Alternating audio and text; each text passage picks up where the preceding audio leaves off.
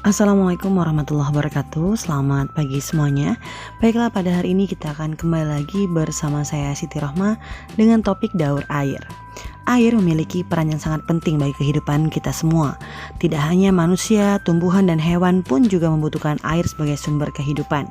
Air juga dapat digunakan oleh manusia untuk berbagai keperluan rumah tangga, industri, transportasi, pertanian, olahraga dan sebagainya. Nah, air yang ada di muka bumi ini akan mengalami siklus air sehingga ketersediaannya tetap terjaga. Siklus air atau daur air adalah perputaran air dari bumi ke atmosfer dan akan kembali lagi ke bumi dan terjadi secara terus-menerus melalui beberapa tahapan. Setiap tahapan daur air menyebabkan perubahan wujud pada air. Daur air memiliki berbagai manfaat bagi kelangsungan hidup organisme di bumi. Maka kita akan lihat apa saja manfaat dari daur air. Manfaat daur air antara lain dapat menjaga ketersediaan air di bumi, mengatur suhu lingkungan, menciptakan hujan, dan menjaga keseimbangan ekosistem di muka bumi.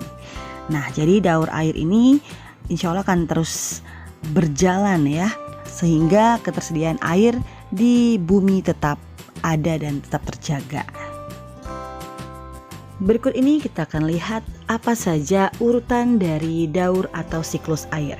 Yang pertama ada evaporasi dan juga transpirasi. Berikutnya ada kondensasi, presipitasi, infiltrasi, dan perkolasi.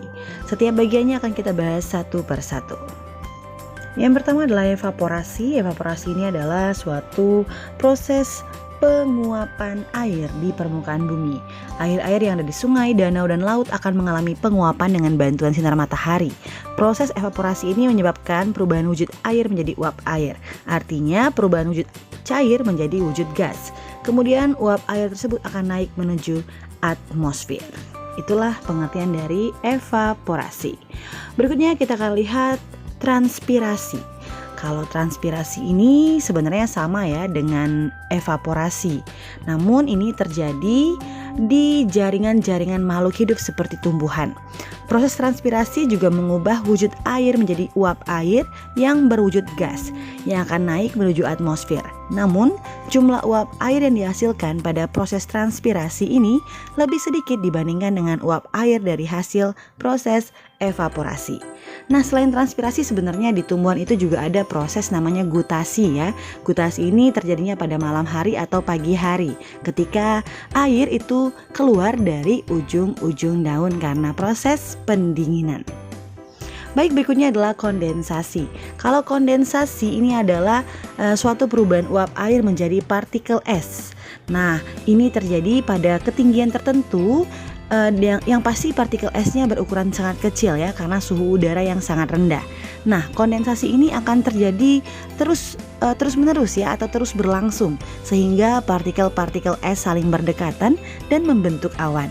Nah, semakin banyak partikel es yang berdekatan, gumpalan awan yang terbentuk akan semakin tebal dan berwarna hitam gelap. Nah, berikut ini nanti kita akan lihat ya, apa sih yang terjadi setelah proses kondensasi. Proses selanjutnya adalah presipitasi. Perubahan partikel es menjadi titik-titik air. Presipitasi ini merupakan proses mencairnya awan hitam yang mengandung partikel es. Pada suhu udara yang tinggi, awan tersebut akan mencair menjadi air yang jatuh ke permukaan bumi dalam bentuk hujan. Namun, pada suhu yang terlalu rendah, awan hitam tersebut tidak akan mencair dalam bentuk air hujan, namun akan menghasilkan butiran-butiran salju atau hujan es. Nah, nanti setelah turun ke permukaan bumi, maka akan terjadi proses berikutnya. Apa sih proses berikutnya? Kita akan lihat ya. Tanah.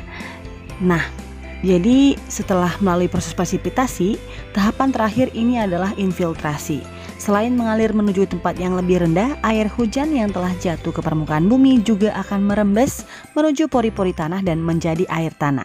Proses tersebut dinamakan infiltrasi. Setelah masuk ke pori-pori tanah, air akan mengalir secara perlahan menuju lautan. Nah, nanti dari infiltrasi ini ada air yang bergerak ke arah gravitasi bumi.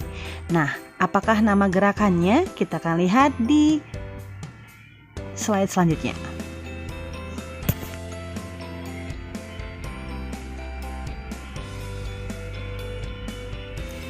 Jadi infiltrasi ini kalau sudah ke dalam tanah ya, maka akan dimanfaatkan oleh tumbuhan ya untuk proses fotosintesis.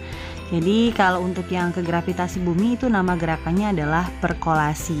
Nanti sebagian air tanah ini akan diserap tumbuhan untuk fotosintesis. Berikutnya akan mengikuti gerakan alur rantai makanan ya. Jadi air itu dipakai oleh makhluk hidup, nanti akan kembali lagi ke alam. Baiklah, selanjutnya kita akan lihat kegiatan manusia yang mempengaruhi siklus air. Apa saja kegiatannya? Yang pertama adalah penggundulan hutan mempengaruhi siklus air karena adanya penebangan pohon di hutan yang dilakukan secara besar-besaran tanpa dilakukan upaya penanaman kembali atau reboisasi. Hal ini menyebabkan air tidak dapat diserap dengan baik oleh tanah akibat berkurangnya tumbuhan. Berikutnya adalah penggunaan air secara berlebihan dan penutupan permukaan tanah dengan aspal.